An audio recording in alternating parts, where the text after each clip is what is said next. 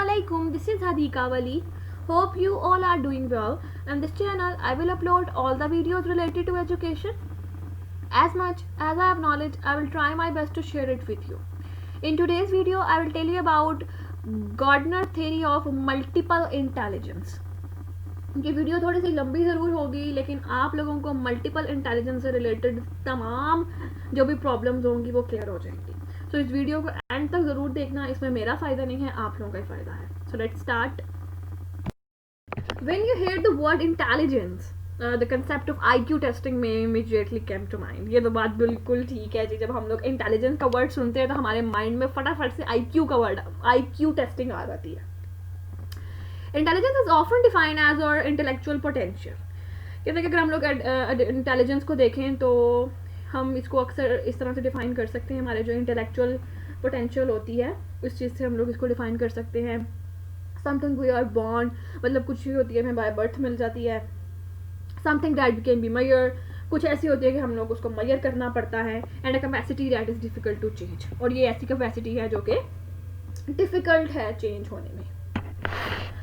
In recent year, however, other views of intelligence have emerged.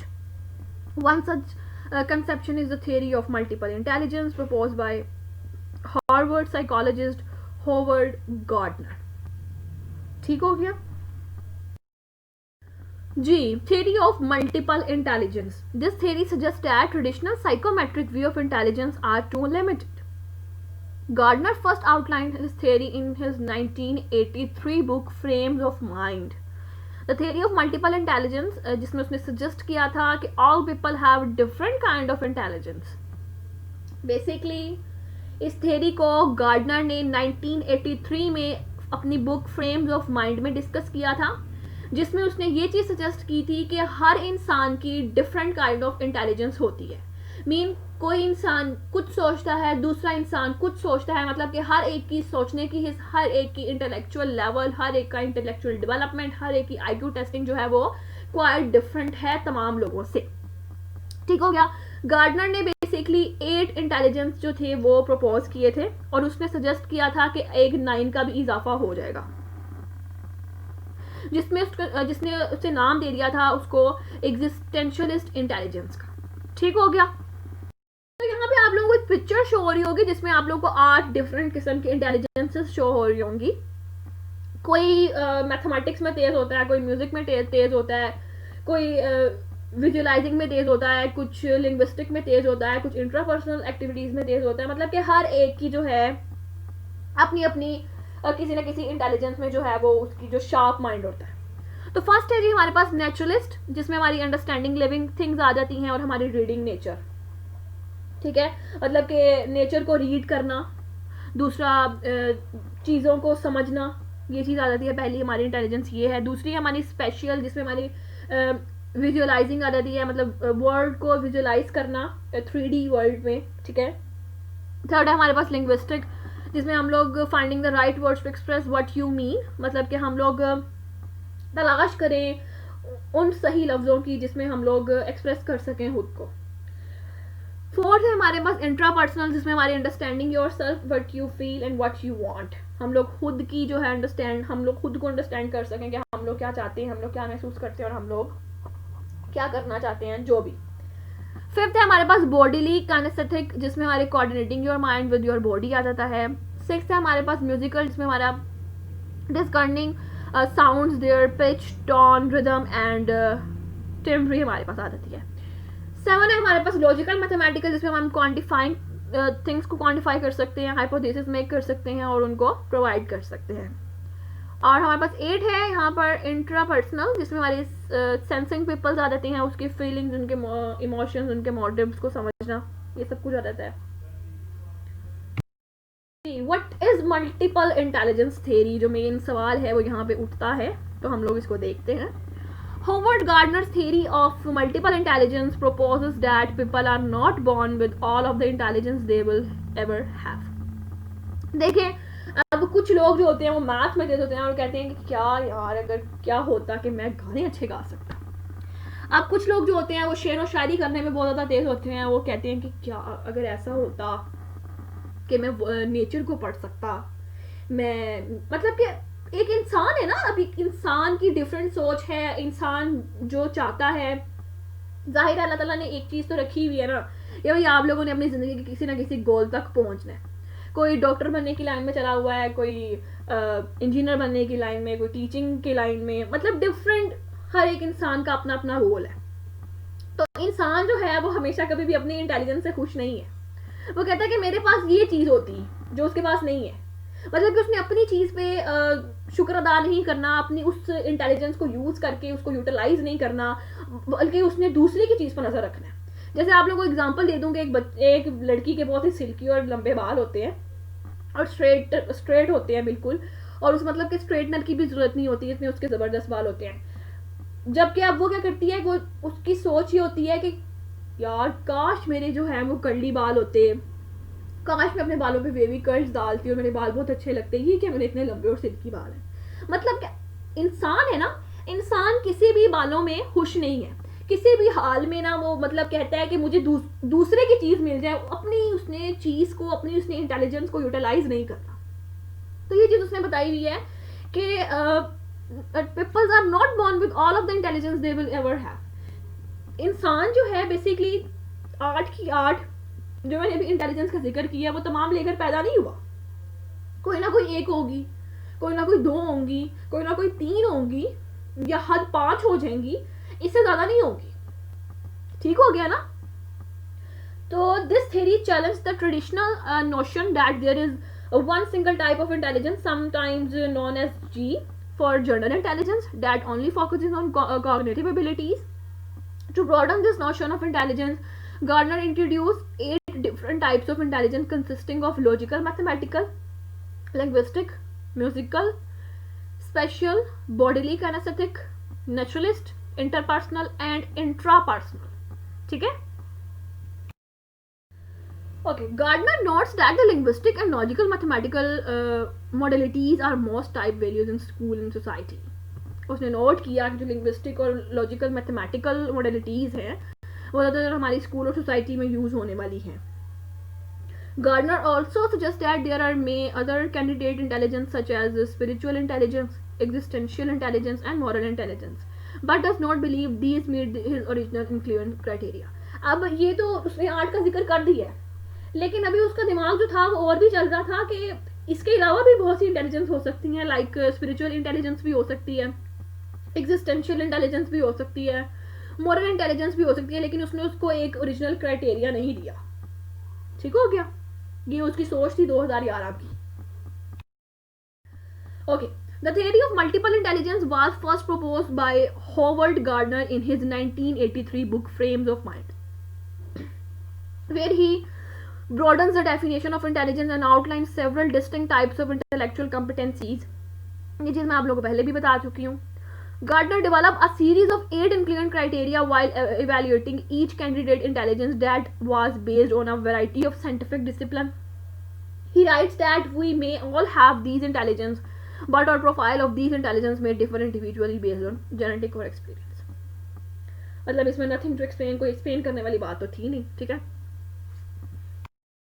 Okay, Gardner defines intelligence as a biopsychological potential to process information that can be activated in a cultural setting to solve problem or create product that are of value in a culture. अब ये बहुत गौर फिक्र करने वाली बात है.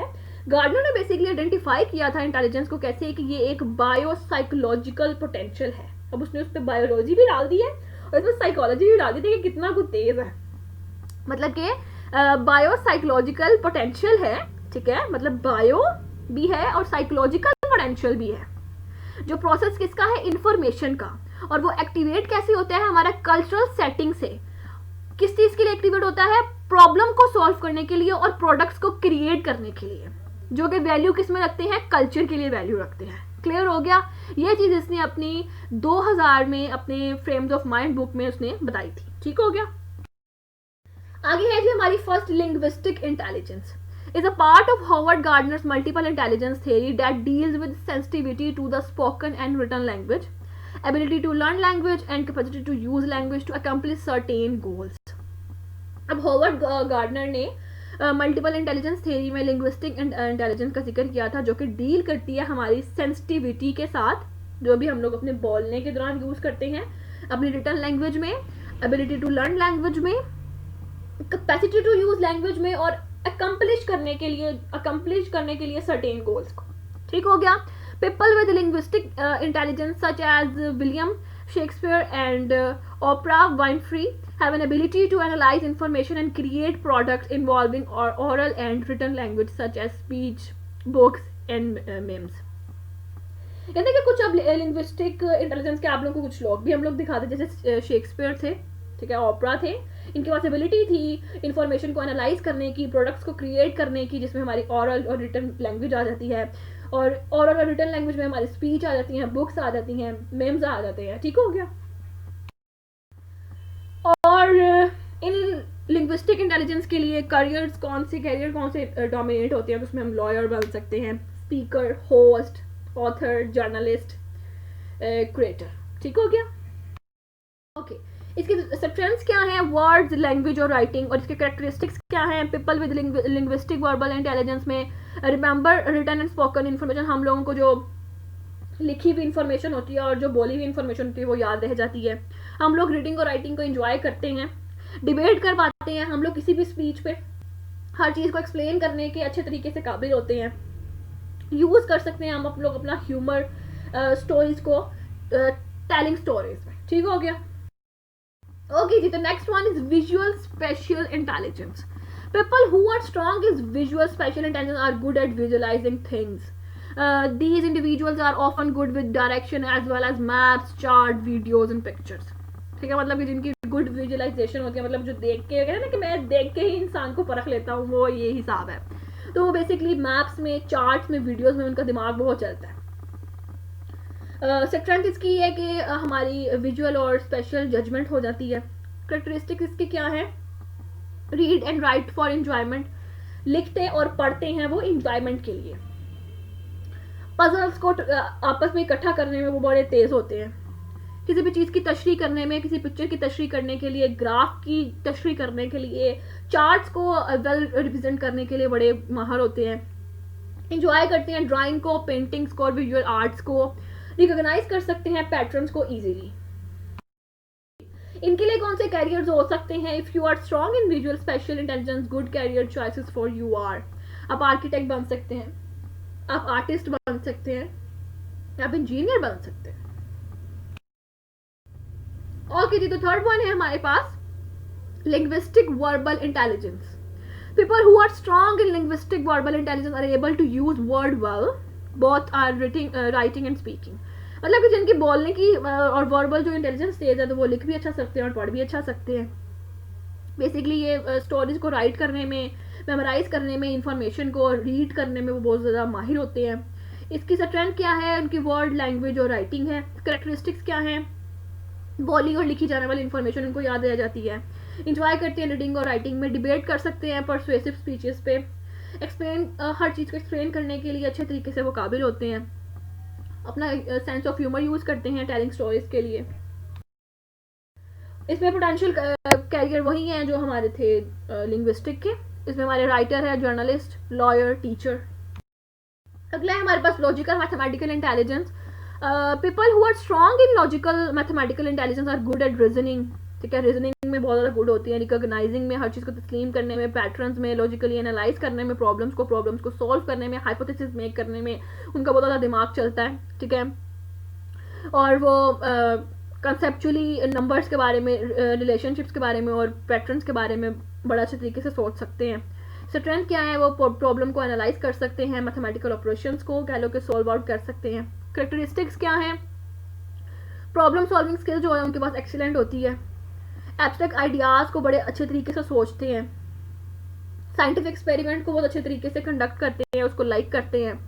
Complex कम्चुएशंस को वो बहुत अच्छे तरीके से सॉल्व कर सकते हैं। इसके लिए कैरियर्स कौन कौन से हो सकते हैं? Scientist, mathematician, computer programmer, engineer, accountant. अगला है हमारे पास बॉडीली काइनेस्थेटिक इंटेलिजेंस। इन लोगों को वैसे आमतौर पर good to be at body movement, performing actions and physical control. People who are strong in these areas to tend to have excellent hand-eye coordination and dexterity. इसकी स्ट्रेंथ क्या है? Physical movement, motor control. Characteristics इसके क्या है? Are skilled at dancing and sports. Sports में बहुत ज़्यादा माहिर होते हैं वो. फिजिकल एक्टिविटीज़ में उनका बड़ा ध्यान होता है. डांसिंग में, ठीक है, इंजॉय करते हैं अपने हाथ से खेलना, अपनी बॉडी को मूवमेंट में लाना, ठीक है, उन्हें अच्छा लगता है. थिंग्स क्रिएट करते हैं जो कि मतलब कि अपने हाथों को चलाना, अपने पाँव को चलाना, मतलब कि हर चीज़ में वो कहते हैं कि हम लोग इसको एंजॉय करें. लाइक स्पोर्ट्स में आप लोगों के हाथ पाँव दोनों चलते हैं. डांसिंग में आप लोग अपने हाथों को मूव कर रहे होते हैं, टांगों के साथ भी मूवमेंट ला रहे होते हैं. तो बेसिकली ये डांसर बन सकते हैं, स्पोर्ट्समैन बन सकते हैं, क्रिकेटर बन सकते हैं. बहुत से इनका होता है. ये फिजिकल कोऑर्डिनेशन में बहुत उनका एक्सीलेंट होते हैं. Remember by doing rather than hearing और सुइंग. ये करने में ज़्यादा यकीन रखते हैं, ना कि सुनने में और देखने में. इनके लिए कैरियर्स हो सकते हैं आप लोग डांसर, वही बात आ गई, बिल्डर, स्कल्पटर हो सकता है, एक्टर, ठीक है, मतलब उसमें भी एक्शंस होते हैं ना. एक्टर में हाथ चलते हैं, पाँव चलते हैं, एक्शन बता रहे होते हैं हम लोग, मतलब करने में, कोई भी चीज़ करनी है. Musical intelligence. People who have strong musical intelligence are good at thinking in patterns, rhythms and sound. They have a strong appreciation for music and are often good at musical composition and performance. जिनके पास ये वाले intelligence होते हैं वो बड़े level के बंदे होते हैं. वो ये होता है कि जो भी इंसान बोल रहा होता है उससे भी कोई ना कोई रिदम बनाने की कोशिश कर रहे होते हैं, कोई साउंड बनाने की कोशिश कर रहे होते हैं. मतलब अपनी एक दुनिया में गुम होते हैं. वो लफ्ज़ों से लफ्ज़ निकाल कर वो एक गाने की सूरत बनाने की कोशिश करते हैं और उनका एक मतलब एक अपना एक उनका लेवल है. तो इनकी स्ट्रेंथ जो है रिदम और म्यूज़िक. करेक्टरिस्टिक्स उसके क्या हैं जी? हमारे वो सिंगिंग में इंजॉय करते हैं, इंस्ट्रूमेंट को प्ले करने में इंजॉय करते हैं, रिकॉग्नाइज करते हैं म्यूजिकल पैटर्न्स को और टोन्स को इजीली, रिमेंबर करते हैं सॉन्ग्स को और मेलोडीज़ को. उनकी जो रिच अंडरस्टैंडिंग होती है वो म्यूजिकल स्ट्रक्चर की तरफ होती है, रिदम की तरफ होती है और नोट्स की तरफ होती है, ठीक है. इनके लिए career musician, composer, singer, music teacher, conductor, mean all about music.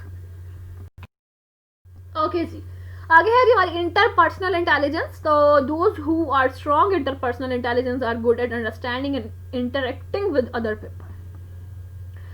These individuals are skilled at assessing the emotions, motivate, desires and intention of those around them. ठीक है, मतलब कि दूसरों से इंटरेक्शन उनका बहुत अच्छा होता है. वो नॉन वर्बल कम्युनिकेशन करने के बहुत ज़्यादा काबिल होते हैं. ग्रुप सेटिंग उनसे जितनी मर्जी करवा लो वो बड़े अच्छे तरीके से उनको कवर अप कर लेंगे. स्ट्रेंथ्स की आ सकती है, अंडरस्टैंड कर सकते हैं, रिलेट कर सकते हैं दूसरे लोगों के साथ. कैरेक्टरिस्टिक्स इसके होते हैं people with interpersonal intelligence communicate कर सकते हैं well verbally, are skilled at non verbal communication, see situations from different perspectives, create positive relationship with others, resolve conflicts in group settings. इनके लिए कैरियर्स कौन कौन से हो सकते हैं? साइकोलॉजिस्ट हैं, ये फिलोसोफर हैं, ये काउंसलर हैं, ये सेल पर्सन हैं, ये पॉलिटिशियन है. मतलब कि जो जिसने काउंसलिंग सही से करनी है, जिसने लोगों की इस्लाह करनी है, जिसने लोगों को एक्सप्लेन वेल करना है, तो उनके लिए फिर यही कैरियर हो सकते हैं ना. आगे है जी हमारे पास intrapersonal intelligence. Individuals who are strong in intrapersonal intelligence are good at being aware of their own emotional states, feelings and motivations. भाई वो अपने साथ दूसरों के इमोशंस का भी बहुत ज़्यादा ख्याल रखते हैं. So they tend to enjoy self-reflection and analysis, including daydreaming, exploring relationship with others, and assessing their personal strength. एक strengths क्या है इसकी? Introspection and self-reflection. करेक्टरिस्टिक्स इसके क्या है? People with intrapersonal intelligence analyse their strength and weakness. उनकी जो अपने अंदर की खामियां और खूबियां होती हैं उसको अच्छे तरीके से एनालाइज कर पाते हैं, इंजॉय करते हैं थ्योरीज को एनालाइज करने में और आइडियाज़ को एनालाइज करने में. उनकी सेल्फ अवेयरनेस जो होती है वो बहुत एक्सीलेंट होती है, अंडरस्टैंड कर पाते हैं basis of his own motivations and feeling. इसके लिए कैरियर कौन कौन से हो सकते हैं? फिलोसोफर, राइटर, थ्योरिस्ट, साइंटिस्ट, ये इसके बेसिकली कैरियर है जी. तो लास्ट वाले हमारे पास नेचुरलिस्टिक इंटेलिजेंस. ये नेचुरलिस्टिक इंटेलिजेंस जो है ये गार्डनर ने ज़रा इसकी रीसेंट एडिशन की है, मतलब ये ताज़ी है अभी. अब उसने किस बिना पे ये एडिशन किया हम लोग देख लेते हैं.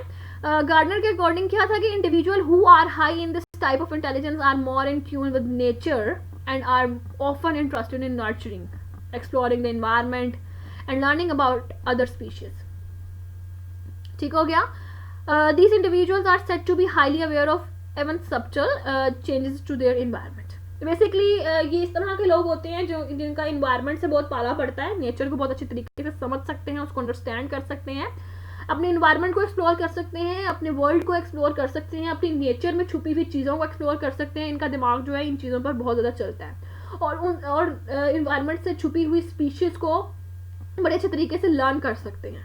ठीक हो गया, मतलब कि वो हाईली अवेयर होते हैं इन्वायरमेंट से रिलेटेड। तो इसके स्ट्रेंथ क्या है? Finding patterns and relationship to nature.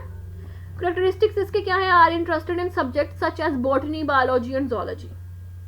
Categorise कर सकते हैं और कैटालॉग कर सकते हैं इंफॉर्मेशन को इजीली। इंजॉय करते हैं कैंपिंग को, गार्डनिंग को, हाइकिंग को, एक्सप्लोरिंग द आउटडोर्स। डिसलाइक करते हैं लर्निंग अनफेमिलियर टॉपिक्स को that have no connection to nature. उन टॉपिक्स को वो डिसलाइक करते हैं जिनका नेचर से कोई वास्ता ही नहीं होता। और इनके लिए कैरेक्टर कौन कौन से हो सकते हैं? ये बायोलॉजिस्ट बन सकते हैं, कंजर्वेशनलिस्ट बन सकते हैं, गार्डनर बन सकते हैं और फार्मर बन सकते हैं। ठीक हो गया, ये था जी आज का टॉपिक। होप सो आप लोगों को 8 की 8 इंटेलिजेंस जो है वो बहुत अच्छे तरीके से मल्टीपल इंटेलिजेंस क्लियर हो गई होंगी। उनसे रिलेटेड स्ट्रेंथ्स, उनसे रिलेटेड कैरेक्टरिस्टिक्स, उनसे रिलेटेड कैरियर चॉइसेस भी आप लोगों को पता चल गई होंगी अब। और आप लोगों को मल्टीपल चॉइस का जो है, मल्टीपल इंटेलिजेंस का जो है, आप लोगों को मतलब जो है बहुत अच्छे तरीके से समझ आ गया होगा। अपना बहुत ज़्यादा ख्याल रखिएगा, दुआओं में याद रखिएगा। टेक केयर, अल्लाह हाफिज़।